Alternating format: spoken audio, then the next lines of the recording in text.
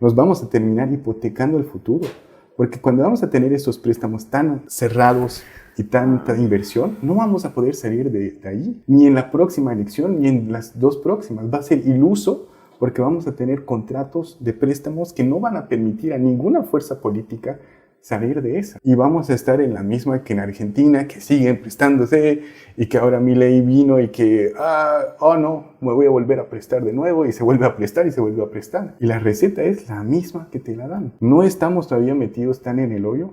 Por favor, no nos metan más. Hola, ¿cómo están? Bienvenidos a este capítulo. Estoy con Stash por segunda vez.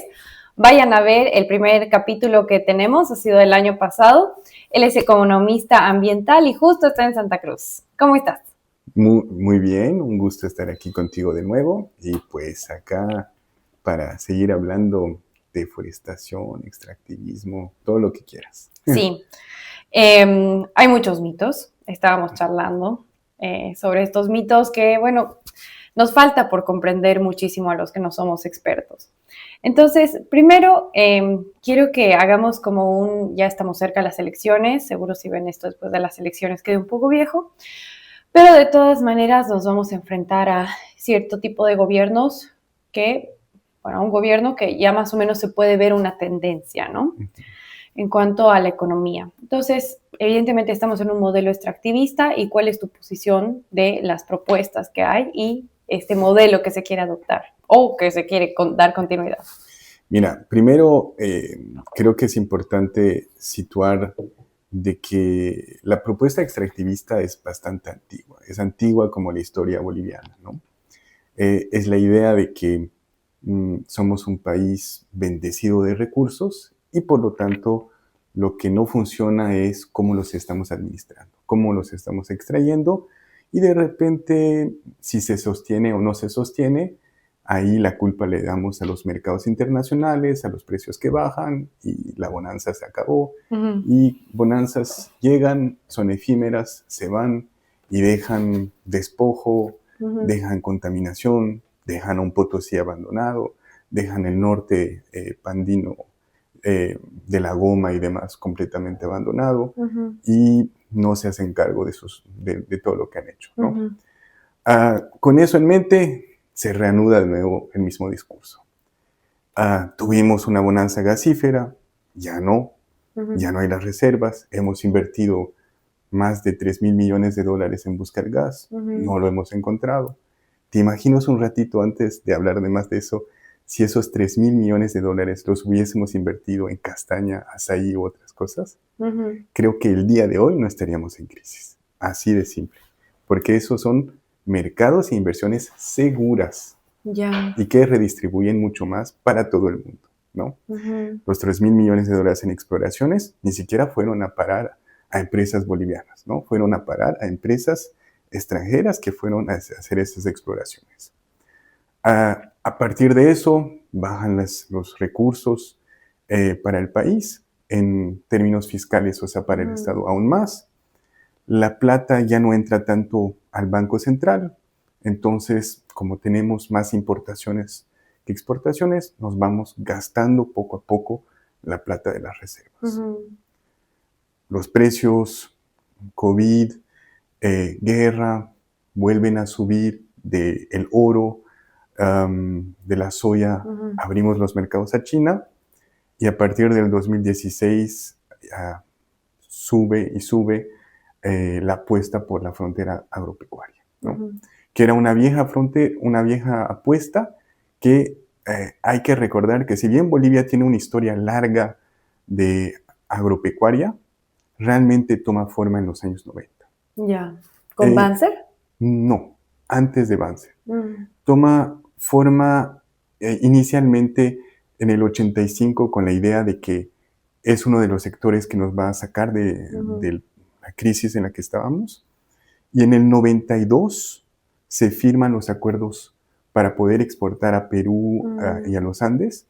Y hay un proyecto del Banco Mundial que se llama Lowland Eastern Project, que financia a altura de 4% del presupuesto del país.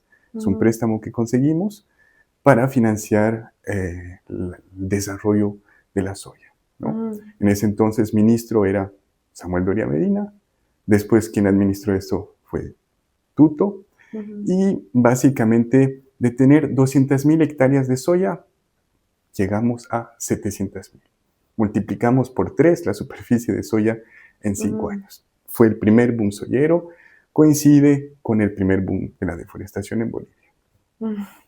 Ahora, años después, no había mucho empuje para la ganadería, pero la ganadería es como la vaca, va sacando un poco de crecimiento poco a poco, y ya después hay otros hitos, pero pues la gran pregunta se hace el momento del 2010-2014, cuando los precios de nuevo de la soya vuelven a subir y Hugo Chávez decide importar soya desde Bolivia para Venezuela, y para eso pues crea toda una cadena de valor, y de repente pues el gobierno boliviano tiene un interés en ver crecer ese sector en Bolivia.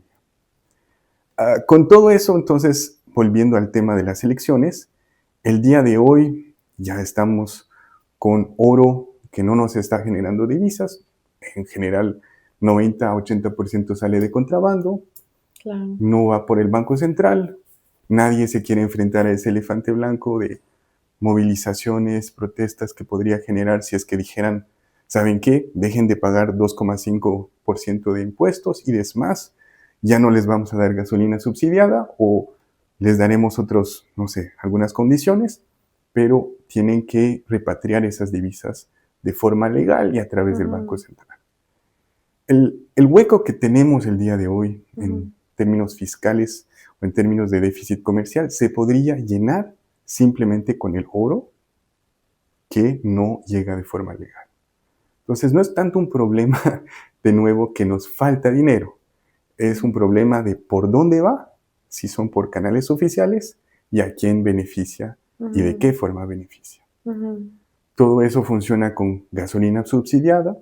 Cuanto más ha crecido nuestro diésel importado y la subvención con ese, y nadie se quiere hacer cargo de eso, ¿no? Entonces, con todo eso, donde las apuestas gubernamentales ven que hay margen de crecimiento de forma formal, a través de la economía formal, es justamente el agropecuario. Y entonces ahí tendrás a los tres principales, Samuel, Tuto y de repente todavía Diego Andrónico, sin hablar de Manfred, porque creo que efectivamente no sabemos realmente ¿qué va a pasar y qué dice el voto rural. Y al final del día, los tres tienen un consenso que sí, el agropecuario es el camino a seguirse. Estamos en los años más altos de deforestación de nuestra historia. El año pasado hemos quemado como nunca antes y sin embargo pensamos que esa es la apuesta que queremos.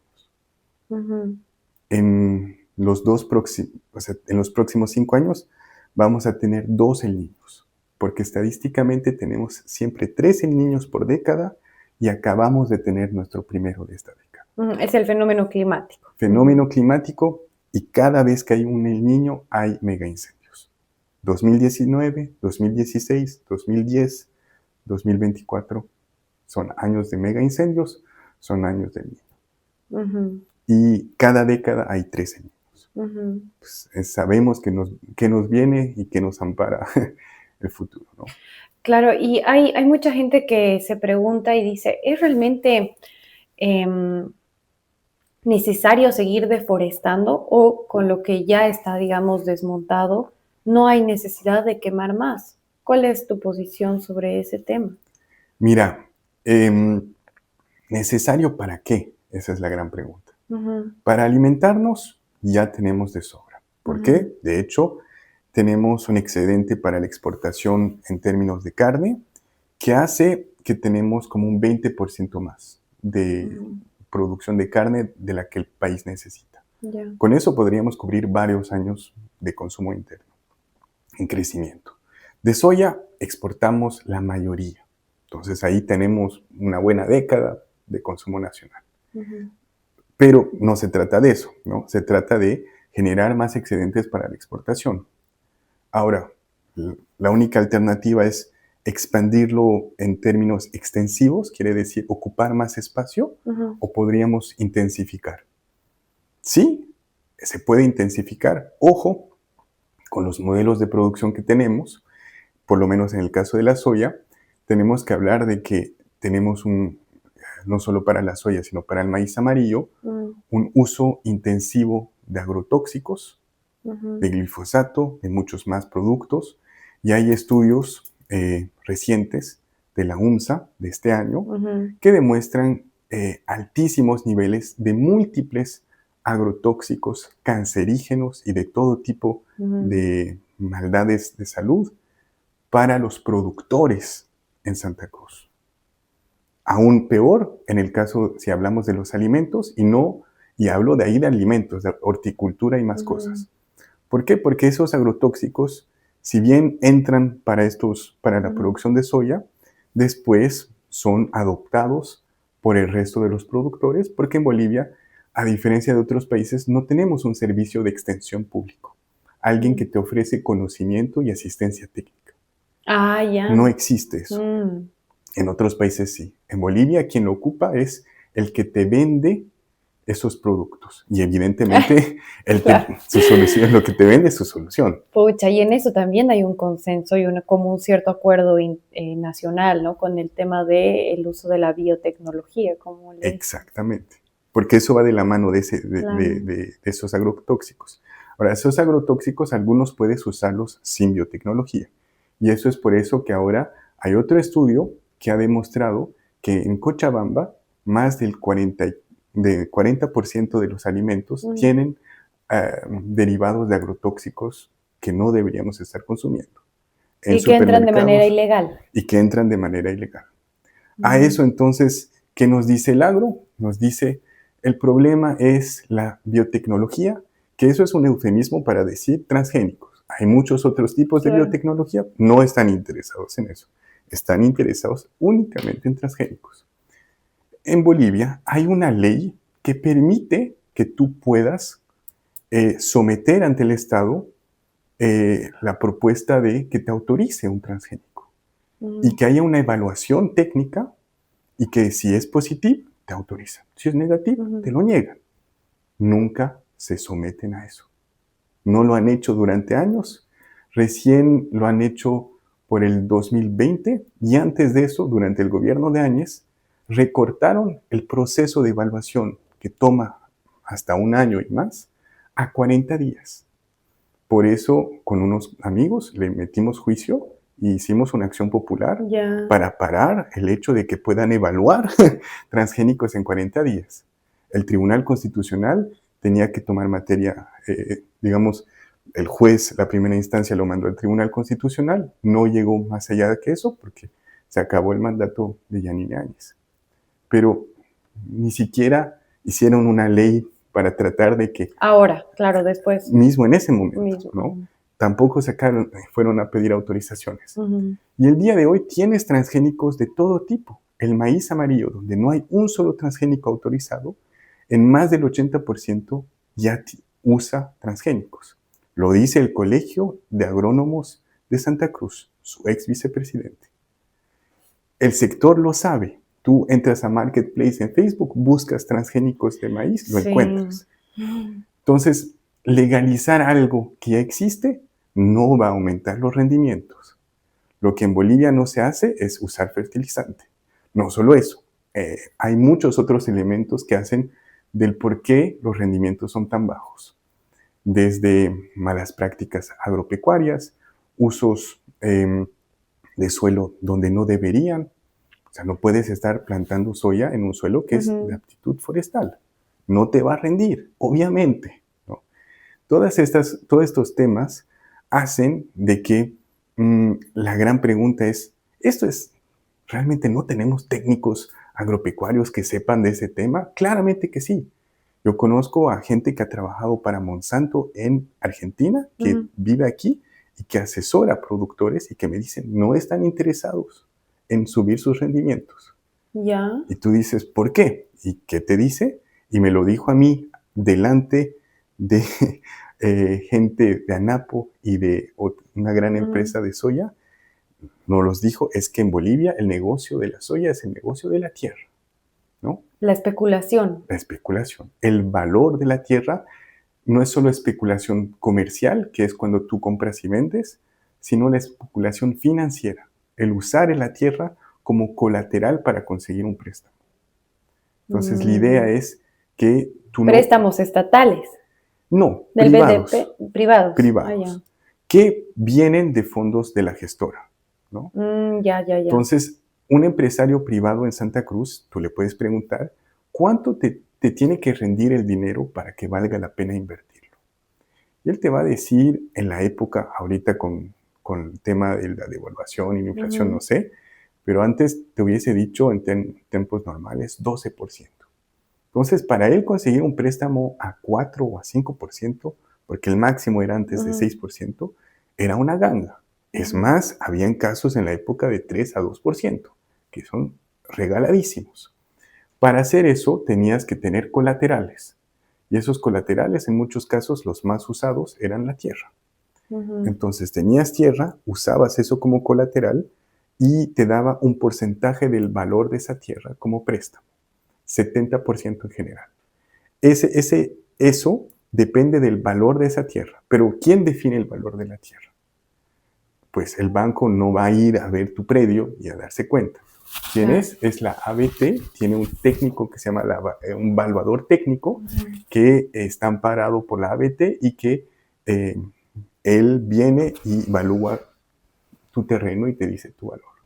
Entonces, corrupción, otras cosas para inflar los valores, deforestación que sube el valor comercial de la tierra y por lo tanto cuánto puedes prestar y muchos más elementos de ese tipo. ¿Cómo se podría eliminar la corrupción en estos espacios? Mira, hay muchas cosas que se dicen sobre la corrupción, sobre el hecho de que pueda ser necesario subir los sueldos de la gente que tiene mucho poder. Yo creo que la fiscalización es la solución. Ya. Transparencia. Saber cómo le va a los procesos, que en caso de que haya una denuncia, haya una instancia que realmente haga su trabajo. Es inaudito cómo justamente en Bolivia no tenemos auditorías financieras que vienen y demuestran los casos de corrupción que han habido en el país. O en casos, digamos, como los ministros de Medio Ambiente, donde de los 3 últimos, 2 han o renunciado o sido destituidos por enriquecimiento ilícito, por acusaciones que después la justicia dirá que si hubo o no hubo. Y hablamos de mucho dinero, de muchísimo dinero en una instancia donde no había dinero.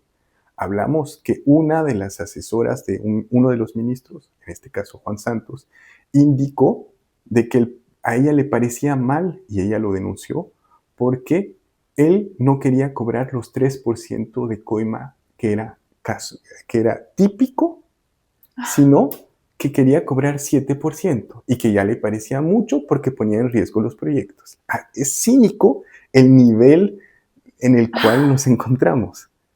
Hay tarifarios, hay reglas establecidas. O sea, está institucionalizada la corrupción en el Estado boliviano. Y después de eso, tú me dirás si la plata va a volver al Ministerio de Medio Ambiente o algo así, ni por si acaso.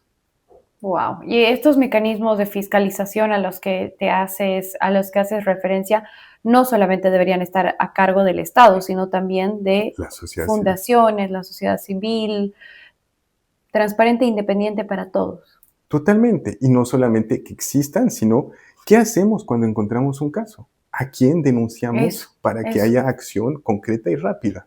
Y que sea creíble, ¿no? Pues casos de corrupción hay muchos, pero nadie se atreve a hacer algo porque no sabe, no tiene confianza en que después van a responder al respecto y que va a haber instancias que lo van a parar, ¿no? Y en muchos casos simplemente hasta hay miedo que después hayan represalias en contra tuya por haber denunciado casos, ¿no? Y hay casos de ese tipo. Claro, y pasa, por supuesto que sí. Ahora, no sé si quieres hablar algo más de este tema. No realmente, solo que hay una noción ahí que me parece clave, que es, al final del día, no es que nos falte dinero, sino nos sobran ladrones. Nos sobran ladrones. Totalmente. Oye, eso dice Rodrigo Paz. Y También sí, bueno, varios, justo el ADN también ayer estaba diciendo haciendo eso. una entrevista con el vicepresidente y decía que el problema real de Bolivia es la corrupción. Sí, en el marco de que ellos están de acuerdo con el modelo, ¿verdad? Entonces ellos piensan que lo que falló no fue el problema del extractivismo. Ellos Ya. piensan que fueron malos administradores, que se robaron la plata y nada Pues yo más. siempre me ando ahí peleando cuando dicen eso, pero no, vos haces una crítica al extractivismo también. Exactamente. Y no solamente digo eso, sino que yo lo que vengo a decir es que para mí es importante entender esta noción de que no nos falta dinero, porque todos los demás están pensando en prestarse un montón de dinero porque quieren justificar de que las medidas que después van a tener que asumir al respecto. Si tú te prestas dinero de un prestamista de la calle, te va a dar condiciones feas, pero sabes lo que te va a pedir y las condiciones que te va a dar. Si tú te prestas del FMI, te va a dar una receta que es liberalización. Si tú te prestas de los chinos te van a pedir tu litio, te van a pedir recursos, te van a pedir otras cosas. Te prestas de, ¿quién es más? De la CAF. Bueno, te van a pedir que inviertas en infraestructura, ¿verdad? Te prestas de la Unión Europea, de repente ellos te van a pedir condiciones ambientales. Hay diferentes personas que te piden diferentes cosas. Pero, por ejemplo, yo no estoy de acuerdo sobre la idea de que nos tengamos que endeudar e hipotecar nuestro futuro. ¿Por qué? Porque después vamos a estar obligados durante 20, 30 años a hacer lo que nos hemos comprometido sobre la base de unos gobernantes que para mí van a carecer de legitimidad. Todos ahora van a carecer de legitimidad y muy difícil van a tener una buena gobernabilidad. Totalmente. Y en las calles, ¿no? Seguramente. Que es una cosa que no pueden controlar. Pero a ver, justo hablábamos sobre la inequidad. ¿Tienes datos duros sobre esto? Contanos. Ya, entonces estos datos vienen de un instituto que se llama el World Inequality Database, WID, que es de la Universidad de Berkeley y de la Universidad de Paris School of Economics. Lo cito bien claramente, ¿por qué? Porque si no van a decir estos datos se los ha inventado y los pueden más bien encontrar en internet, son súper accesibles. No solo eso, sino que son también instituciones bastante creíbles y que no tienen una agenda de repente respecto a Bolivia, ¿no? Entonces, esta data es pura y dura. ¿Qué nos dice? Entonces, ellos han mirado dos temas de la iniquidad, la riqueza y los ingresos, ¿ya? La riqueza finalmente es la acumulación de muchos ingresos. Entonces, es un proceso largo. Los ingresos es más bien fluctúan y deberían variar según cuánto estamos en periodos de bonanza o no, ¿verdad? Ahora, evidentemente, pues la economía boliviana, tenemos que entender que en estos últimos 20 años se ha multiplicado, como nunca antes. Teníamos una economía de 8.500 millones de dólares, el día de hoy casi llega a 50 millones. Ya, ¿eso desde qué año, perdón? Desde el 2000 hasta el 2023. Nos quedaremos ahí con eso. Exacto. Entonces, la torta creció. ¿Cómo se repartió esa torta? Bueno, primero, los datos de la riqueza de los bolivianos. Entonces, cuando miré esa data, me puse a mirar cuánto los bolivianos, el 10% de los bolivianos con mayores riquezas del país, con mayor riqueza, entonces quiere decir bienes, casas, activos bancarios, todo eso, tienen comparado al resto de la población. Ese 10% tenía cerca del 60% de la riqueza del país. Es bastante, es una concentración alta. O sea, a ver, de nuevo, repitamos. Solo el 10% de la población boliviana más rico capitalizaba el 60% de toda la riqueza del país. Es una locura. ¿Te imaginas cuántos le dejan a los demás? Muy poco, 40%. O sea, el 90% tiene el 40% de la riqueza. Y aún peor, yo me puse a mirar queda entonces al 50% con menor riqueza del país. Y ellos tan solo tenían 3% de la riqueza del país. 3. Ya, de nuevo repetimos, a ver ese dato. De nuevo repetimos el dato. Entonces, 50% de los bolivianos con menos riqueza en el país tienen o tenían en el 2000 3% de la riqueza del país. Es nada. Es nada. Es ridículo, ¿no? Es ridículo, sí. Entonces te pones a pensar, dices, bueno, 20 años después, los salarios han aumentado, ha habido un momento de bonanza, ¿cómo sería esa estructura, no? Ha cambiado, ha mejorado. Pues debería, ¿no? Pues te cuento que no. ¿Por qué? Porque la riqueza son procesos de acumulación larguísimos, no se cambian en eso y tienen que realmente hacer que los que son más ricos no ganen tanto dinero, pero cuando tienes más recursos, pues tienes más ingresos. Pues sí. Entonces ese 10% con mayor riqueza seguía 20 años después teniendo como 60% de la riqueza del país. Y los 50% con menos riqueza, en vez de 3, subieron a 3,5%. Datos 2023. Ya. 3,5 es nada, de nuevo. Es entonces un mito esta redistribución de la economía. Totalmente. Y lo mismo hice para los ingresos. Ahí sí hay una ligera mejora. En el caso de los del 50% con menos ingresos, que antes en 2000 era 8%, subió a 10% de los ingresos del país. Ya. Ya, pero de nuevo, 10% no es nada, pues, ¿no? Lo mismo en el caso de los 10% más con mayores ingresos, sí bajó de cerca de 55% a 51%. Bueno, pero siguen teniendo más de 50%, es ridículamente alto, ¿no? ¿Qué quiere decir? Quiere decir que, pues el MAS no es ecologista, tampoco es socialista, perdón de decirlo. Sí tomó medidas populares, tomó medidas... Es estatista. Apoyó ingresos, un salario mínimo, ciertas medidas que pueden calificar de izquierda, claramente. Pero decir que vivimos en un régimen socialista, ni por si acaso. Mi padre es polaco, mi madre es boliviana, mi padre se escapó de la Polonia comunista en los años 70. Mis abuelos ahí vivieron bajo el régimen soviético. Nada tiene que ver eso, el socialismo staliniano de Polonia y de Europa del Este con el socialismo que se pretendía que había aquí en el país, ¿no? Ahora, Qué importante lo que dices, para no perdernos en los conceptos, ¿no? Porque ahora pareciera que hay una... Total. Y es más, ahora he oído últimamente un candidato a diputado decir que Tuto es el único candidato que no es de izquierda. Y yo digo, wow, qué osado, ¿no? O sea, realmente... A mí me sorprende mucho las categorías que utilizan, la verdad. ¿No? Es así como, hay una flexibilidad para ponerse adjetivos, nombrarse de formas que no tienen sustento. Y ahí de nuevo el problema del extractivismo perdura. ¿Por qué? Porque si tienes a un conjunto de la población que no tiene acceso a salud buena, que tiene una educación bastante limitada en oportunidades, de mala calidad, que tiene recursos fluctuantes, 85% de la economía del país es informal. Depende mucho de lo que consiga cada uno y no tiene un salario fijo, muchas otras cosas.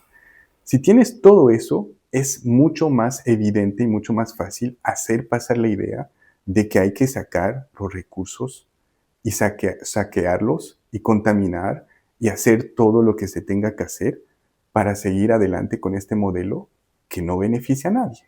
¿Por qué? Porque es el mito fundacional de Bolivia de somos un país tan rico, pero con la maldición de los recursos, nunca hemos llegado a nuestro potencial real. Eso de la enfermedad holandesa, entonces a ti no te cierra.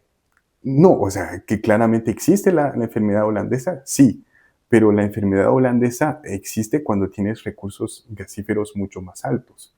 Nosotros nunca hemos llegado a la enfermedad holandesa, en el caso de los Claro. últimos 10, 15 años, ¿no? Interesante.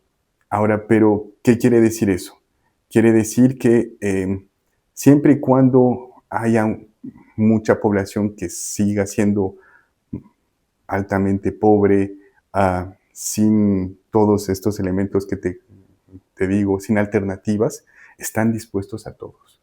Están dispuestos a votar por intereses incluso ajenos y completamente opuestos a los suyos, con tal de probar algo diferente, porque de repente pues, lo que hizo el MAS fue terrible y pues, nos dejó en un momento de crisis que ahorita estamos con 25% de inflación en los 12 últimos meses y 40% de inflación alimentaria en los 12 últimos meses, que es gigante. Es enorme, es enorme. Y como, bueno, ya se ha hablado ampliamente, ¿no? Esto de que las elecciones no van a solucionar nada. Y me imagino que vos también estás en esa línea.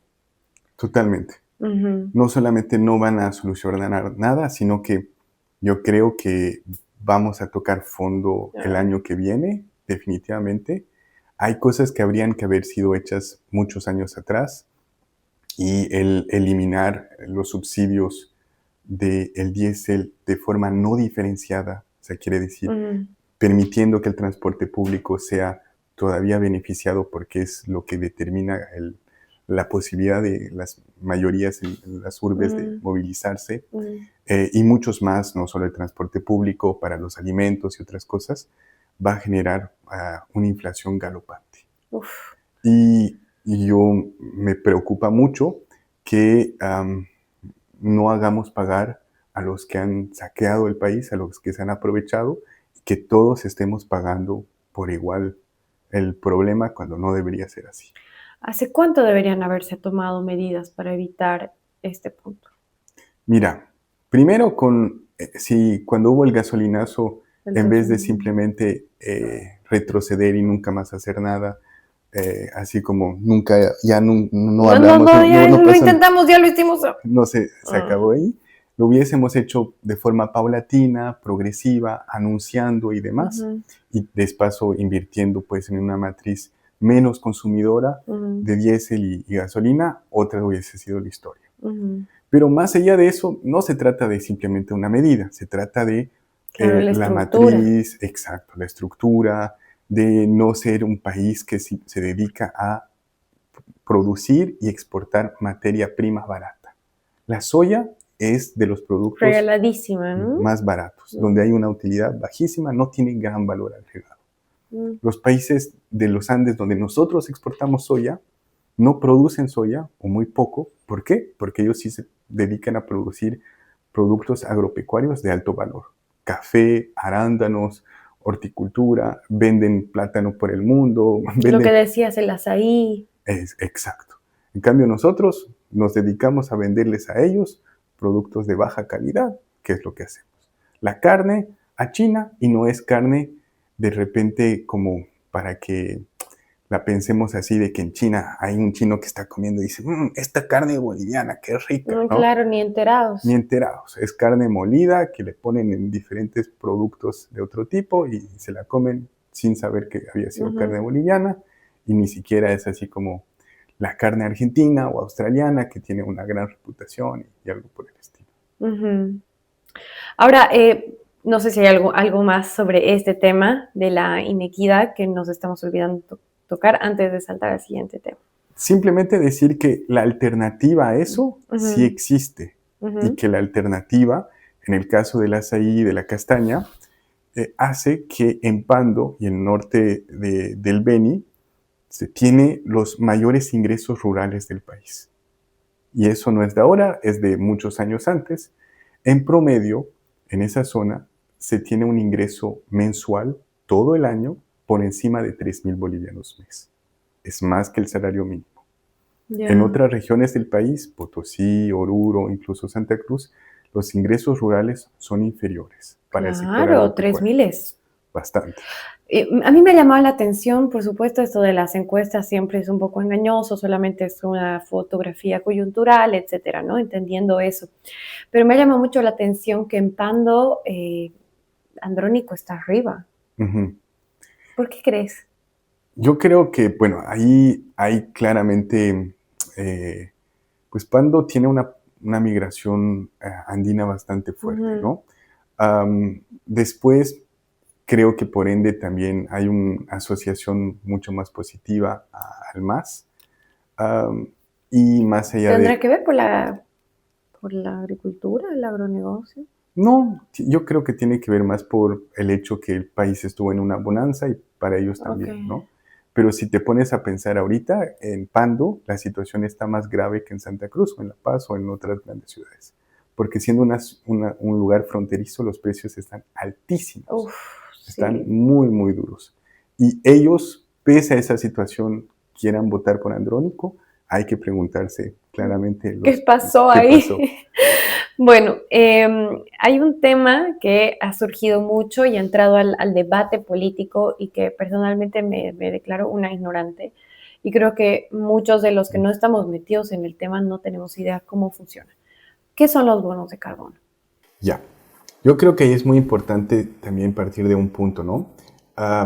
¿Por qué estamos hablando de esto? Es porque estamos muy desesperados con la situación y queremos encontrar nuevas formas de generar ingresos para conservar el bosque, ¿no? Y hay muchas nociones que esto nos puede traer un montón de dinero. Incluso Rodrigo Paz dijo, aseveró de que en Bolivia podríamos conseguir hasta 30.000 millones de dólares para Bolivia, ¿no? Con bonos de carbono. Con bonos de carbono. Falso. Completamente. Date cuenta que hay dos mercados para Bolivia, uno que es el regulado público y el privado. Y el privado, el día de hoy, en todo el planeta, vende como 1.200 millones de dólares. Básicamente, Rodrigo nos dijo que Bolivia podría conseguir 20 años del mercado global actual. Es una cifra gigantesca que no tiene, no tiene nada de sentido. Nada de sentido. Entonces, sobre esa base, ¿qué son los mercados de carbono? Los mercados y los bonos de carbono son básicamente la idea de estar certificando una reducción de emisiones.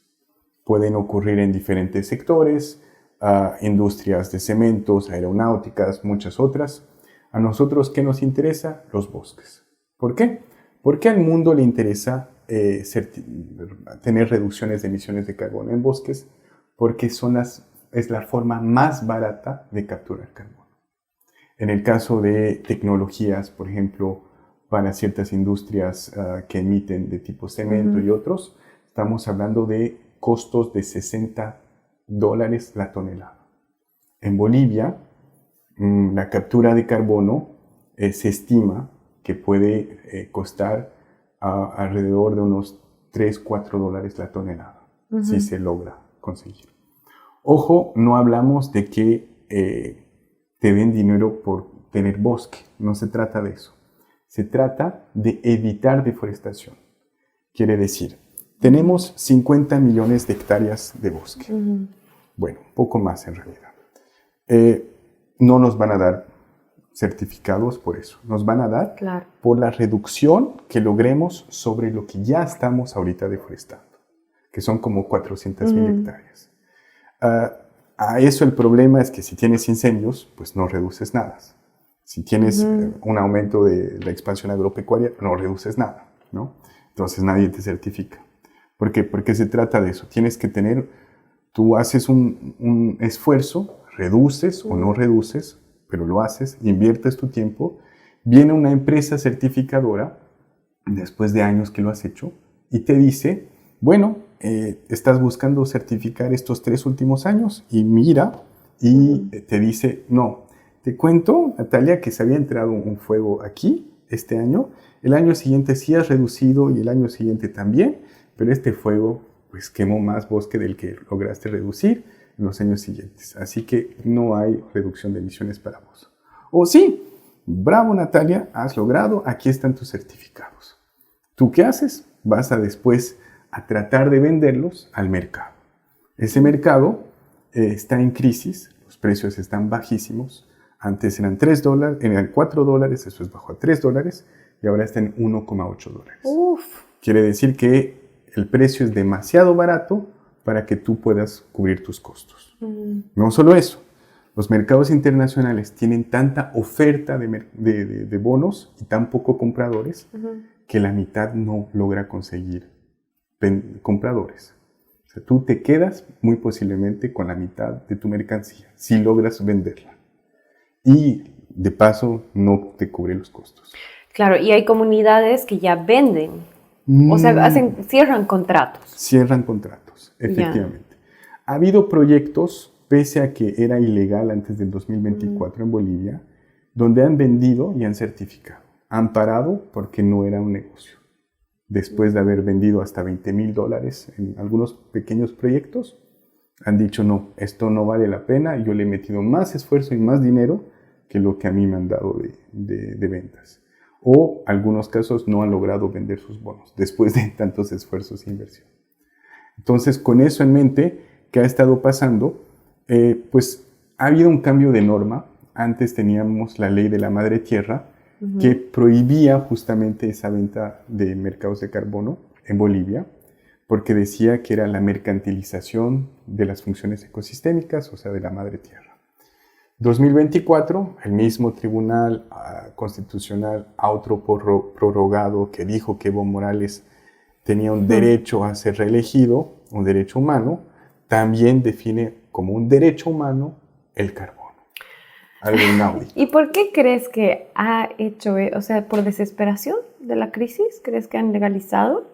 No, yo tengo otras teorías sobre por qué han legalizado, porque las personas que han interpuesto esto ante el tribunal no son gente que hay que, digamos, molestar mucho, para decirlo en otras palabras. ¿Y por qué eso ocurre? Porque ellos tenían interés a que en el país se vuelva legal para que en caso de querer venderlo tengan mayores posibilidades y menos problemas a futuro. ¿Qué va en esto? Ellos ya habían hecho firmar contratos antes de este fallo constitucional. Ajá. Y legalmente. Ilegalmente. Claro. Ya tenían inversión hecha y tenían que legalizarla como, pues, consiguiendo un fallo a su favor que diga eso. De hecho, yo y otras personas estábamos enterados de que ese fallo iba a salir y que iba a salir de esa forma y que iba a decir esas cosas. Entonces, pues, ¿cómo pasa que los fallos se transmiten de esa forma y que se sepa antes que salgan, ¿no? Algo muy sospechoso en todo eso está ocurriendo.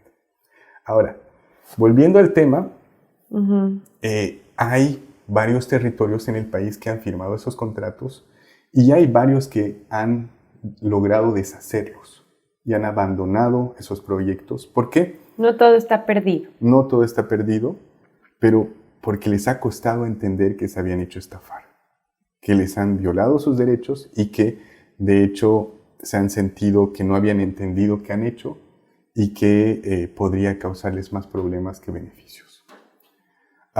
Y es muy probable que así sea. Son contratos a 30 años.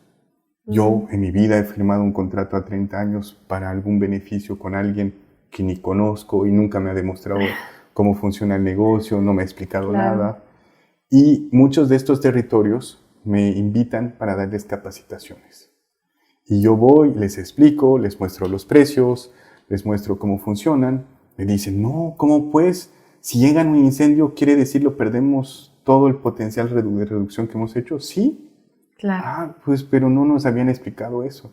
Y a mí me preguntan cuánto van a recibir. Cuando yo les digo, pues si ustedes ya han firmado contrato, ¿cómo ustedes firman un contrato sin saber cuánto van a recibir? Claro. Y esos contratos te dicen cosas como, yo soy la empresa, me voy a cubrir mis costos y de lo que sobre de utilidad vamos a hacer 50-50. ¿Por qué 50-50? Y si yo inflo mis costos, pues no va a haber utilidades, ¿verdad? Si los precios son muy bajos, no va a haber utilidades. Entonces tú podrás haber hecho todos los esfuerzos que quieras, capaz no recibas nada, capaz, si los precios están muy bajos, si logras reducirlos. Todas estas, sí. Y el problema es que se aprovechan de la urgencia de la gente, porque la gente no ha entendido y piensa que por tener bosque en su territorio le van a dar certificados y le van a dar dinero después de una venta. Eso es lo que ha entendido. En los hechos, no te dan certificados por tener bosque. Te dan certificados por hacer un esfuerzo de reducción de una deforestación e incendios que ya ocurrían. En el país no van a ocurrir la reducción. Y si entra un incendio en tu territorio, te fregaste.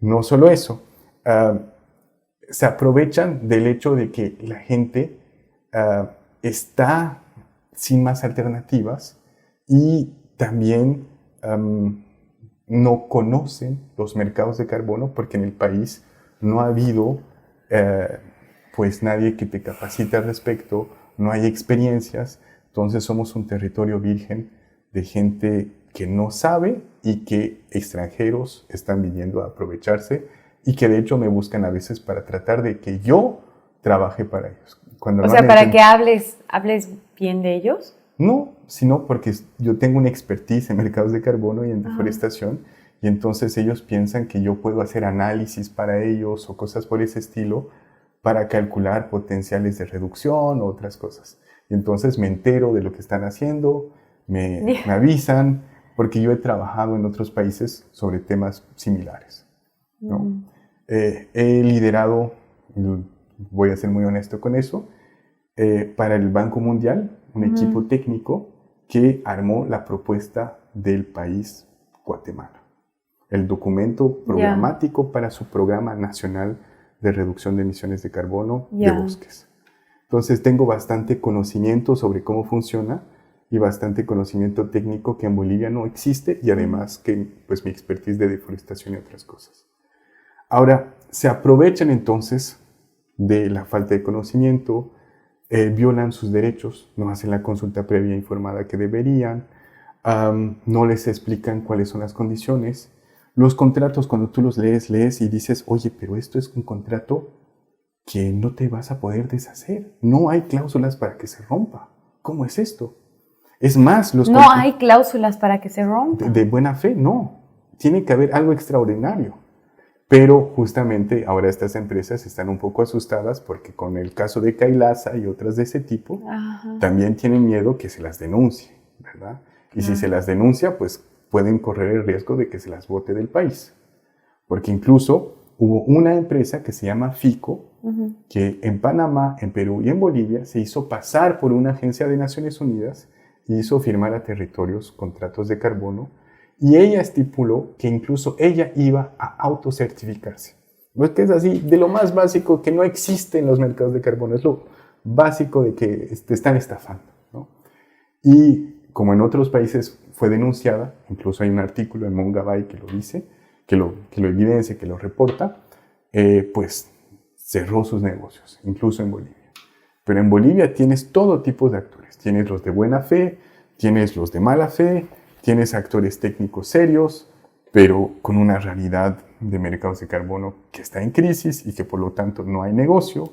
Tienes también situaciones donde pues hay tantos incendios y deforestación que yo no me metería a un negocio tan riesgoso, donde yo voy a invertir tanto de mi tiempo y mi energía sabiendo que mañana no voy a lograr reducir esas emisiones y voy a perder la plata invertida, ¿no? Porque no es gratis. Tienes que actuar, tienes que reforestar, tienes que generar un sistema de alerta temprana, tienes que hacer muchas cosas para evitar de que haya deforestación en tu territorio. No es así nomás. Y mañana, cuando no ocurra, pues, ¿qué va a pasar?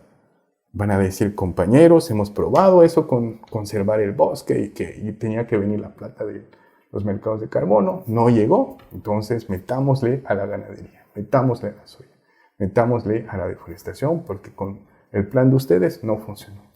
Es una gran estafa que va a simplemente terminar empujando a apuntar a más extractivismo, y que a mí me da mucha pena, pero hay sectores ambientales que están dispuestos a no cuestionar esta mentira con tal de generar una esperanza positiva de que puede generar dinero los mercados de carbono. Y no es que no haya funcionado en algunos otros países, pero son casos tan chicos o que ahorita están en crisis o que tienen esquemas muy diferentes, ¿no? En el caso, por ejemplo, de Costa Rica, que todo el mundo apunta, tampoco está exento de problemas, y es en un país donde casi no hay corrupción, donde la tenencia de la tierra está bien establecida, y donde el gobierno pone de su propia plata, primero, para generar un impuesto a la gasolina y al diésel, que en Bolivia no tenemos, aquí está subsidiada. Sobre esa base de ese impuesto financia proyectos de reducción de emisiones y esos reducción de emisiones generan certificados que a su vez son vendidos. Pero entonces no es que tú, comunitaria, estás invirtiendo de tu tiempo, de tu riesgo y sin saber si realmente los incendios de deforestación van a venir. Costa Rica, pues incendios y deforestación casi no hay. Entonces están reduciendo lo poquito que no había, ¿no? Aquí y con un riesgo muy bajo, porque todo está controlado. No hay el narco que entra en ciertas zonas. Aquí tenemos en San Matías y en ciertas zonas de Charagua, pues zonas rojas, de donde si sale el incendio nadie lo va a ir a apagar, porque mejor no meterte. Lo mismo en el Noelkenf, siempre ha habido unos narcos que los conocemos y que nadie se quiere ir a meter, ni para el ecoturismo, que antes había y que ahora ya no hay por eso, porque corre riesgo tu negocio y pues también el que puedas estar combatiendo incendios. También en el Bajo Paraguay el año pasado hubieron activistas ambientales que fueron a tratar de apagar incendios y se toparon con avasalladores armados, ¿verdad? Un montón de cosas que hacen que no es evidente si no controlas tu territorio de meterte a este negocio. A mí me preocupa, de nuevo, porque no estamos invirtiendo en lo que deberíamos, porque genera falsas expectativas, porque en vez de pensar en eso deberíamos estar pensando en multas y romper el negocio de la deforestación. Deberíamos pensar en cómo vamos a seguir apoyando las alternativas del azaí, de la castaña y otras del cacao orgánico. Deberíamos invertir en educación, deberíamos invertir en salud, deberíamos pensar en la redistribución que debería tener el país y no en estas cuestiones de que mágicamente la plata nos va a llover y vamos a lograr... y encontraremos la próxima materia prima que nos salvará por los próximos 40 años y luego de nuevo en lo mismo. Exacto. ¿Y qué opinas del ecoturismo? El ecoturismo me parece bastante interesante. A mí igual me ha gustado. He hablado con Cecilia Requena sobre el ecoturismo y me ha parecido bien interesante. Mira, cuando yo llegué a trabajar después de haber estudiado en Bolivia, me acuerdo que hice un análisis sobre un proyecto ecoturístico que se llama Chalalán en el Madidi. Muy destacable, ganado premios por todo lado. ¿Sabes lo que a mí me preocupó? Que invirtieron un montonazo de dinero. Cuando digo montonazo de dinero es demasiado dinero para un solo proyecto. Quiero decir que costó mucho la inversión y que si tú lo pondrías en un sistema de rentabilidad, no es rentable. Fue un proyecto filantrópico y que después generó ingresos para esa comunidad. ¡Qué bien! Pero eso no es replicable a nivel país. ¿Qué tenemos de replicable a nivel país en términos de ecoturismo? Tenemos el Salar de Uyuni, donde tenemos más de 100.000 personas que visitan cada año, ¿verdad? Claro, perdón, antes te voy a dejar seguir con eso, pero hablaban de que el ecoturismo puede generar más que el litio. Totalmente, yo estoy de acuerdo con ellos. Y no solo para las comunidades, sino en términos de regalías. Pero si mañana apuntas al litio como va a ocurrir, porque eso es lo que todos los presidenciables han dicho, pues vas a matar de paso los ingresos de al lado sin tener los ingresos de litio asegurados. Aquí tienes ingresos seguros, reales, que vas a matar por un potencial extractivo sobre un viejo mito de que Bolivia ahora no solo vamos a extraer litio, sino vamos a producir baterías de litio. ¡Pucha, caray! Entonces, estamos en las mismas. Ahora, el ecoturismo no está exento de problemas de desigualdad y muchos otros elementos. Pero más allá del ecoturismo, el turismo mismo tiene muchas limitaciones. Y no te hablo de lo que te dicen todos que es cuando ya no tengamos bloqueos van a llegar los turistas. El turista extranjero no deja de venir a Bolivia porque en Bolivia hay bloqueos, ni está enterado de que en Bolivia hay bloqueos. Los bloqueos no salen ni siquiera en las noticias internacionales. Sí. La realidad es de que no viene porque no hay publicidad en el extranjero, porque no hay canales de, digamos, de tratar de atraer a esos turistas. Porque tenemos una competencia en Perú, en Ecuador, en Chile, que invierte un montón fuera del país. No se trata de simplemente decir, listo, se trata de invertir harto. Durante años, el gobierno del MAS ha invertido cerca de $10 millones anuales en turismo, para promoción del turismo. Es bajísimo. En sus mejores años fue durante el Dakar y en esos periodos donde ahí invirtió mucho más. Pero ¿se sostenió porque hubo el Dakar y llegaron los turistas que nos prometieron? No, claramente no. El problema del turismo no tiene que ver de nuevo con simplemente reducir los impuestos a los hoteles o desearlo. Requiere de una inversión de largo plazo, de largo aliento y que toma muchos años. Y no solo eso, requiere de mucha inversión. Inversión en una compañía aérea decente, con muchos vuelos, que de repente no sea rentable porque hay que establecer hartas rutas y demás a un inicio para que funcione y no simplemente vamos a ir creciendo de a poco y por ahí no va el caso. Y pues los aviones cuestan también de nuevo un montón de dinero, las infraestructuras, ¿no? Muchas más cosas. No tenemos un sistema de trenes en el país, ¿no? Los hemos privatizado en los años 90 bajo el gobierno de Goni, la ferroviaria andina y la ferroviaria oriental, ¿no? ¿Por cuánto? $75 millones.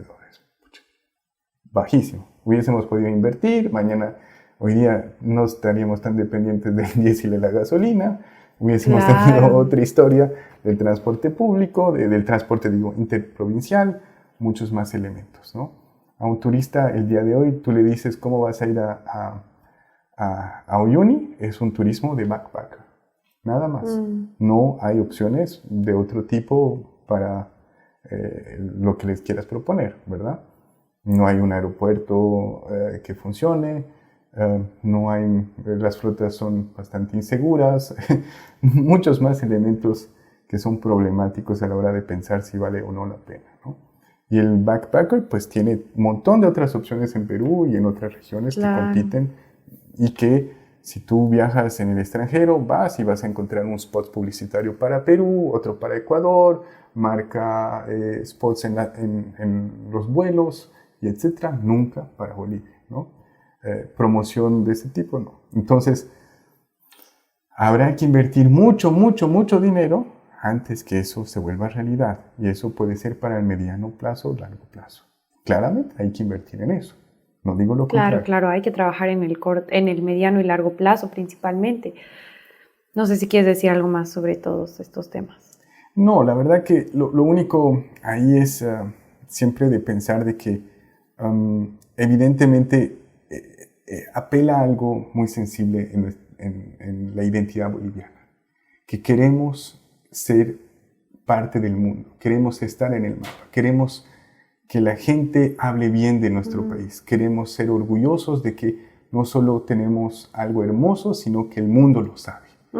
Y por eso también apela al sentimiento nacionalista y a muchos sentimientos más que son románticos y que son muy valerosos, pero que no nos tienen que dejar de, digamos, tenemos que tener planes concretos, bien claros y muchas más cosas para que así funcione, ¿no? Y ahora, si hablamos de alternativas en el corto plazo, ¿qué hacemos? Mira, en el corto plazo, para mí el tema es el oro. El oro es por donde viene el $3,000 millones el día de hoy, que van de forma de contrabando, que no pasan por las arcas del Banco Central y que si fuese así no tendríamos el problema que tenemos el día de hoy. Pese a eso, yo creo que hay que reducir el oro. Hay que hacerle pagar mayores impuestos. Todas esas cosas tú me dirás, estás loco. Pues, o sea, hacemos eso y nos dinamitan mañana toda la paz y todo. Claro, la Amazonía, en los ríos Chao. Y no solo eso, no, si tú les quieres poner mayores impuestos, poner reglas y demás, olvídate, ¿no? Y ahí hay que tener mucho cuidado con estas propuestas de militarización, de mano dura, ahora los vamos a sacar a balazos. Es altamente preocupante, y lo digo de gente que conozco en comunidades que han sido afectadas por la minería de oro, que me han comentado que a ellos les preocupa mucho eso, porque si mañana llegan los militares, pues los mineros del oro se van a armar y se van a volver más violentos. Claro, va a ser una guerra. Una guerra donde ellos van a terminar pagando los platos rotos, los comunarios, ¿no? Y eso no va a ser bueno para nadie. Ahora, a eso dicho, hay cosas que también hay que ser claros, ¿no? Mineros del oro que vayan a la cárcel porque han hecho algo ilegal, ¿tú conoces? No, ¿verdad? No solo eso, siguen chupando la gasolina subsidiada del país. Y mañana no subsidiada la van a seguir consumiendo en cantidades insospechadas, gigantescas. Tenemos por ahí también algo de lo que nos podemos agarrar. No entra gasolina en esa zona a condiciones que les demos. Y también de pensar pues, que toda esa comercialización tiene que pasar por un canal oficial. Y no te hablo de que hablemos de negociar con 100,000 mineros, ¿no?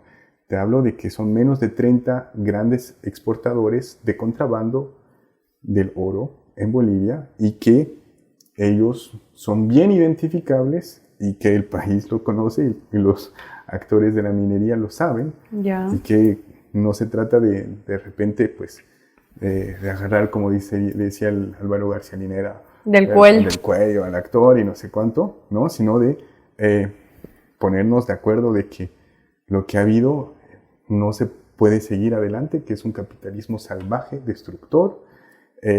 Tiene que haber una restauración de los ecosistemas, tiene que haber un fondo para la salud de las poblaciones que han sido afectadas por el mercurio, tiene que salir las actividades mineras ilegales de los territorios, y en otras zonas donde sí delimitemos podrán haber de forma transitoria esa actividad. A largo plazo no debería haber, pero en el corto plazo, si sigue habiendo, pues entonces que por lo menos contribuya su contribución justa, ecológica, social y fiscal.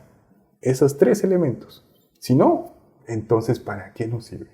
Nos hacemos la vista gorda de eso y vamos a seguir haciéndolo porque ese dinero viene y entra al sistema de lavado de dinero del país. ¿Vale la pena? ¿Hasta cuándo vamos a dejar de actuar al respecto de eso? El otro tema del corto plazo.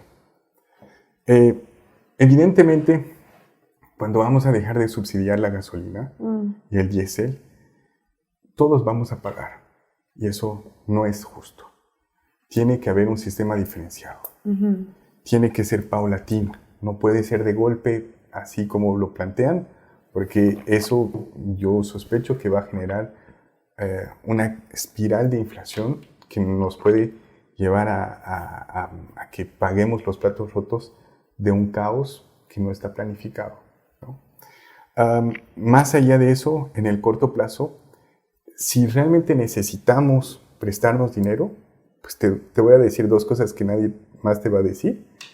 La CAF y el BID nos han prestado durante años de forma irresponsable. Ellos son en gran medida los que tienen gran parte de nuestros préstamos. O sea, a quien les debemos ese dinero. Pues te cuento algo. Ellos tienen más que perder que nosotros. ¿Por qué? La CAF se presta dinero de otras instituciones para prestarnos a nosotros. Y tienen un rating financiero A+, B, como nosotros. Si baja ese rating, se prestan más caro. Si Bolivia deja de pagarlos, su rating se va al suelo y van a costarle más caro prestarse. Ellos, el día de hoy, están intentando de hacer todo lo posible para prestarle dinero al país. Pero como no pasan los créditos por la Asamblea, no sirve para nada. Mañana podrías, y eso es lo que apunta Samuel Doria Medina, renegociar con ellos condiciones porque los tienes bien agarrados porque ellos están interesados en darte dinero para que les puedas repagar hasta que soluciones ese problema. Interesante. He visto que Tuto también está queriendo hacer eso. ¿Verdad? Eso es una realidad concreta.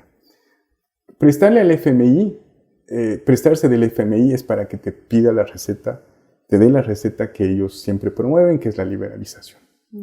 Hay otras recetas, te cuento. Hay Bolivia, nuestra economía y la cantidad de dinero que necesitamos es nada para ciertos países y ciertos fondos. Nada. La Unión Europea, yo no me gusta, o sea, ser que nos prestemos siempre nos va a salir mal, ¿no? A China, a Rusia, a quien sea. Las condiciones nos las van a imponer. Pero hay actores que son más acorde a lo que buscamos. Por ejemplo, si te prestas de Francia, de Noruega y de otros países, te van a prestar a condiciones ambientales. Te van a decir, te presto siempre y cuando reduzcas la deforestación. Y te van a pedir que generes alternativas económicas para la deforestación. No solo eso. Hay también que pensar en la repatriación de los dólares. A ver, el BNB, no sé si estás enterada, se ha comprado un banco en el Paraguay. No tenía idea. Ya. Hay actores en estos meses en Bolivia que se han comprado el negocio de la soya de Alicorp. Alicorp es el conglomerado número 1 en el país, agroindustrial. Es peruano. Son los dueños de PIL, son los dueños de Gloria, son también del mismo conglomerado que el BCP en Perú. Son gigantes. Es el Grupo Romero. El Grupo Romero, y por lo tanto Alicorp, ha vendido a bolivianos todos sus negocios de la soya en la región. Sus molinos en Bolivia, en Uruguay, en Paraguay y en Perú. Hay dólares. Esos bolivianos tenían los dólares fuera del país, que de alguna otra forma no han repatriado. ¿Por qué? Porque Bolivia les permite conseguir préstamos baratísimos en bolivianos. Yo vendo, exporto, me consigo préstamos baratísimos en Bolivia, con eso pago mis costos y no necesito repatriar. Basta de eso. O sea, el gobierno ha favorecido al agro. Sí, 100%. Hace muchos años. Hace muchos años. Y les ha dado plata barata al punto que no necesitan repatriar. Y no es una realidad solo boliviana, ¿no? O sea, no sé si te acuerdas, pero Macri tuvo problemas para la repatriación de dólares en Argentina, de los agroexportadores que estaban afuera. Él les prometió, les dio algo buenísimo, que era el condenarles ciertos impuestos y permitirles repatriar a condiciones muy, muy buenas.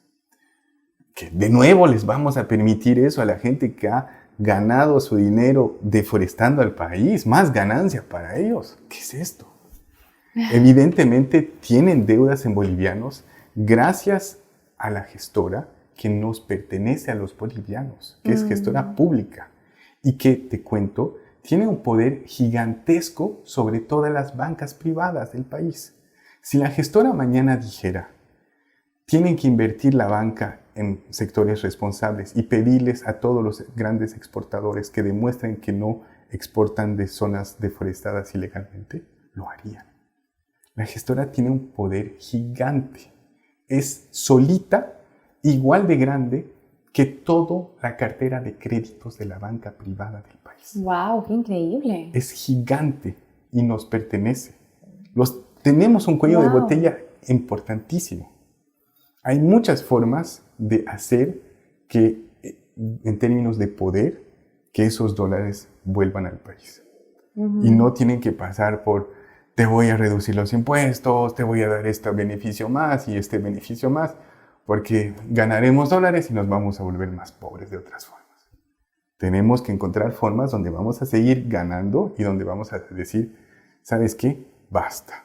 Ya te hemos dado un montón de dinero, barato todos estos años, cambiemos las reglas del juego. Ya. Hay formas. De nuevo, Bolivia no es un país con una deuda tan grande. Sí, para el país es importante, pero prestarnos 3.000 millones de dólares, te cuento que un país europeo para ellos es una migajita hacer eso. Entonces tenemos que ser creíbles sobre la propuesta que tenemos a futuro, sobre las cosas que podemos plantear para que así sea. Si tú te quieres prestar de los franceses o de Noruega u otros países de ese tipo, tienes que poder demostrar de que tienes un plan real de préstamos y de reducción de la deforestación y de alternativas. Y que tu propuesta no es voy a seguir deforestando y ojalá eso me funcione, ¿no? Y que te diga, ¿y cómo el Estado va a recuperar ese dinero? No sé. ¿Y vas a subir los impuestos? No, los voy a reducir. Ah, caray, entonces, ¿de dónde me vas a pagar? No, entonces a vos no te presto. Así estamos en esas condiciones el día de hoy. No es creíble lo que proponen. Ay, siempre tiras data que te deja quieta. Ahora, hablemos de los impuestos. Ya. Rápidamente, porque ya el tiempo se nos está acabando. Y si me olvido de algo, vuélveme al... Ya. Impuestos. ¿Cómo debería funcionar? ¿Cómo ha funcionado? ¿Y cuál es nuestra posición de Bolivia frente al mundo con impuestos? Entonces, tenemos que entender lo siguiente. Hay diferentes tipos de impuestos, ¿no? Hay impuestos al capital, impuestos a los ingresos. En Bolivia, impuestos al capital no tenemos. Sí, impuestos a la renta que genera ese capital es otra historia. De nuevo, bueno, aquí no tenemos impuestos sobre el capital. Hay que recordar. Quiere decir, si tú pagas impuestos por una casa o demás o departamentos, es municipal, pero el Estado no es que te dice, sobre tu $1.000.000 te voy a hacer pagar 1% cada año, demás. No hay esa fórmula. Sí hay impuesto a la fortuna para los pocos más ricos de $20 millones, que en realidad es mentira, porque pues, ocultan su Claro, riqueza. incluso eso es medio contraproducente porque dejan de declarar lo que realmente tienen. O sea, los empuja también como a lo ilegal, ¿puede ser? En teoría, pero en realidad ya eran, Claro, ya nunca declaran la verdad, ¿no? Y el Estado no tiene forma de verificar esas cosas y cuánto dinero tienen fuera del país, no hay forma, ¿no? O sea, no encuentran la forma, esa es la verdad. Ahora, sobre el impuesto a los ingresos, que era sobre el tema de la iniquidad que hemos mencionado más temprano. En Bolivia no tenemos una tasa de imposición que es muy alta para los que ganan muy poco y por eso tenemos una economía informal muy grande. Claro. O sea, alguien que gana 1,000 pesos tiene que pagar 14%, alguien que gana 100,000 pesos tiene que pagar 14%. No, pues el que gana 1,000 debería estar pagando 3%, 2%, 5%. Claro. Y debería debería ser ¿no? proporcional. Proporcional, eso es una historia. Después hay una cosa que es más que la proporcional, es progresivo. ¿Qué quiere decir eso? Hasta 10,000 bolivianos deberías pagar, ponte 5 o 10%. Sube de 10,000 a 20,000 ya solamente para ese ingreso adicional a 15%. Ya por encima de 20,000, 30%. Ya. Y en pocas no es que vas a pagar 30% sobre el conjunto, sino sobre esta parte más alta. Aquí vas a pagar 20, aquí 15 y aquí 3 y proporcionalmente vaya subiendo, más va subiendo este porcentaje. Suena bastante razonable. Razonable. Cuanto más ganas, mayor la tasa sobre ese monto mayor que sube, ¿no? Ahora, tú me dirás, pero eso no está bien, eso nos va a llevar al socialismo, comunismo, cuidado. Maldito sea, zurdo. Zurdo, etc. Te cuento que en Estados Unidos, en Inglaterra, en Europa, en los años 20, 30, o sea, 1920, 1930, cuando la iniquidad era muy alta, tuvieron esa maravillosa idea de subir los impuestos, como te digo, el porcentaje más alto a los que ganan más dinero. Ese porcentaje más alto te voy a asustar. ¿Sabes cuánto subió en ese momento? Hasta 80%. 80% de impuestos en Estados Unidos, Europa, Inglaterra. Inglaterra. Y en algunos era 70, en algunos era 85. sobre... Altísimo. Altísimo. Entonces, no quiere decir que pagaban 80% sobre el conjunto de sus ingresos, ¿no? Sino que a partir de un monto, ponte $100,000 o ponte $1,000,000 mensuales o anuales, ya pagas 80% sobre cualquier nuevo ingreso. Pese a eso, no hizo que dejaran de ganar o que dejaran de trabajar. Siguieron trabajando y siguieron generando ingresos. Ese periodo coincide cuando hubo esas tasas impositivas altas con las 30 gloriosas, o sea, 1940 a 1970. La época dorada. La época dorada. Llegó Margaret Thatcher en Inglaterra, llegó Ronald Reagan en Estados Unidos. Rompieron con eso a 40%. Sigue siendo el doble, casi el triple de Bolivia, ¿no? O sea, los grandes presidentes liberales de esos países eran todavía más sensatos sobre la imposición que aquí en Bolivia con un gobierno disque socialista, ¿no? ¿Y por qué esto es importante? Porque al mismo tiempo que hicieron eso, los ingresos reales de las poblaciones fueron aumentando. No fue el único factor, pero hubo el estado de bienestar, hubo ingresos reales que subieron, hubo este esquema que te comenté de las riquezas, que aquí permaneció lo mismo, pues allá no permaneció lo mismo, mejoró en muchas condiciones. Y cuando oyes esas historias en las películas gringas donde yo salía del colegio, salí de la universidad y me puse a trabajar, me compré una casa, un auto y demás, y tú dices, aquí estamos lejos, o sea, 40 años tengo y todavía no tengo mi departamento, te cuento. Bueno, y ahora la realidad en Estados Unidos es muy diferente, ¿no? Muy diferente. O sea, la mayoría de la gente tiene que alquilar. ¿Y por qué? Porque la inequidad ha crecido gigantescamente. El 1% más rico se ha vuelto extremadamente rico.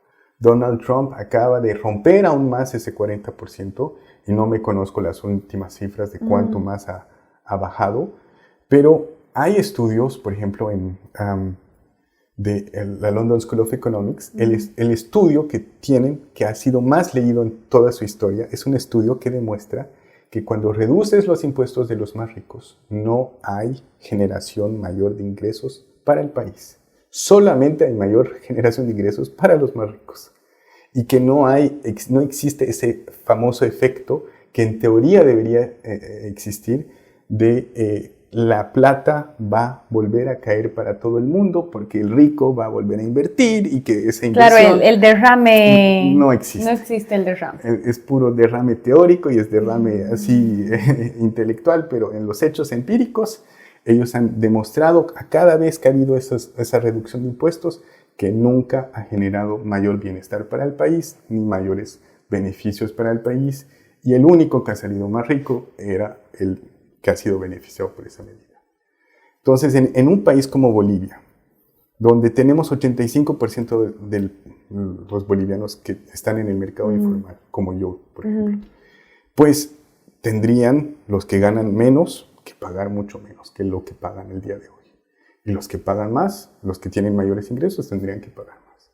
Y pues los mineros del oro, pues ni te hablo, pues ahí ya deberían estar pagando muchísimo más, y no 2,5%. No, ¿Te das cuenta? 2,5%. Y les estamos subvencionando con la gasolina. La gasolina. No, o sea, ¿qué más decir? Es una injusticia que hace que evidentemente en esas condiciones, primero, tenemos un servicio público malo.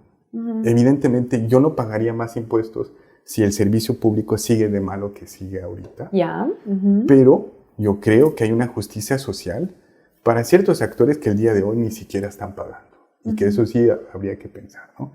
El impuesto también en sectores agropecuarios es muy bajo y pues hay sectores cocaleros, soyeros, que ganan muy bien, que deberían pagar mucho más. Esa es la realidad. Si voy a yo pagar, ¿por qué ellos no? Claro. ¿No? Y si ahí hacemos esas cuentas, la plata para el país nos va a alcanzar. La plata de las divisas extranjeras están afuera y se pueden repatriar una parte, está claro. ¿Podemos conseguir otros préstamos con otras condiciones? Está claro. Podemos invertir en sectores donde ahorita se está saliendo de contrabando, incluso en el azaí y demás, y que deberíamos invertir y que deberíamos mejorar para en el corto plazo, en 1 o 2 años, eliminar ese déficit, claramente. No necesitamos prestarnos 12,000 millones de dólares del FMI. Y sí, claramente, no es en ninguno de los casos vamos a salir beneficiados, ni va a ser rápido, ni en 100 días, ni en 2 años. Te doy un dato. En el 85, cuando tomamos las medidas de liberalización de las exportaciones, antes las exportaciones estaban aquí arriba. Bajaron durante 3 años después de la medida del 85. 3 años siguieron bajando. Y se recuperaron a los niveles anteriores. ¿Sabes cuántos años después? 11 años. La liberalización por sí sola no genera los beneficios que pretendemos.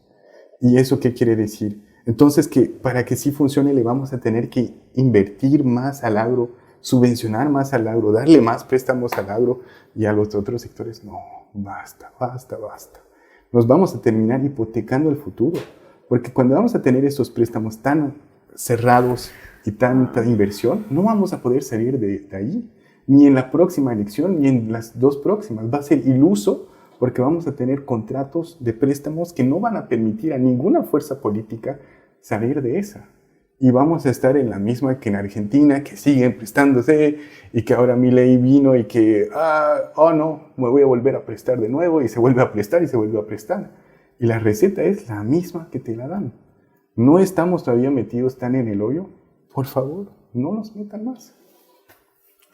Ya, entonces se habla de la minería del oro, se habla de fiscalizar, de transparentar, de mejorar también la institucionalidad. Has hablado de la inversión en educación, en salud, como aspectos a largo plazo para mejorar.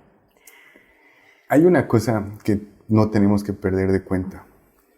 Hay casos de gente exitosa, hay casos de gente que ha tenido mejor educación, hay casos, los casos nunca son la mayoría. Claro, son anecdóticos. No son... Y, sin embargo, lo que sí demuestra la data empírica es que para salir de la pobreza, para salir de niveles de ingresos bajos, tenemos que sostener este tipo de mejoras varias generaciones. No 3 años, no 4, no 10 años, no de forma efímera, que el gas viene, que ahora se va. Y pues voy a decir algo controversial, pero ¿cuánto más vamos a invertir en el gas sin encontrar nada?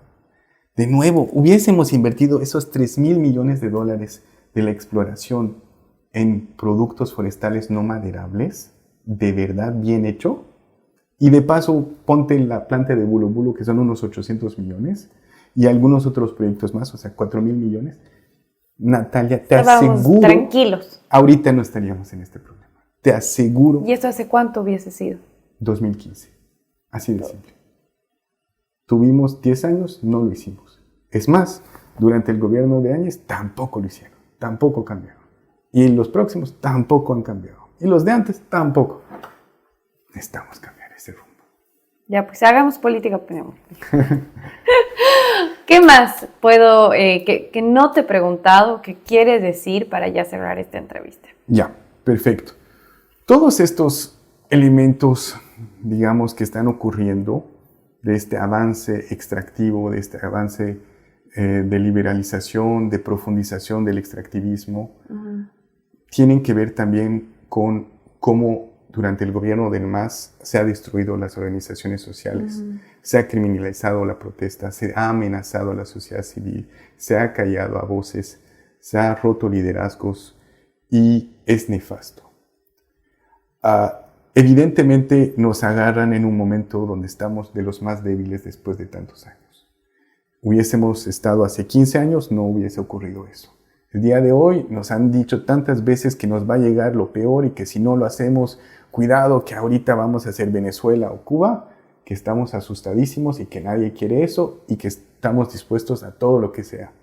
La verdad es que con la inflación de 40% todavía estamos, inflación alimentaria en el último año, estamos todavía lejos de lo que nos viene. Y yo insto a que abramos debate en todos los espacios en los que participamos. Insto a que nos organicemos, a que defendamos las cosas justas, a que peleemos porque de arriba no nos van a venir las soluciones que pensamos y que no estemos dispuestos a aceptar todo bajo el supuesto de que ganaron las elecciones y pues entonces ahora nos tenemos que tragar la culebra 5 años porque sí. No estoy de acuerdo con eso. ¿Ya tienes definido tu voto? Bueno, quizás este va a ser un video del futuro y ustedes ya sepan cómo han terminado las elecciones. Ahorita estamos en, no sé, a 5 días de las elecciones. ¿Ya tienes definido tu voto? Sí, 100%. ¿Sí? Sí. Wow, te voy a preguntar. ¿Tú? No. Pero luego yo te voy a preguntar por quién vas a votar. Bueno, creo que con eso ya cerramos. Te agradezco mucho, Stash, por tu tiempo. Espero que les haya gustado. Por favor, déjenme en los comentarios cualquier cosa para mejorar siempre el contenido y que estén bien. Nos vemos la próxima.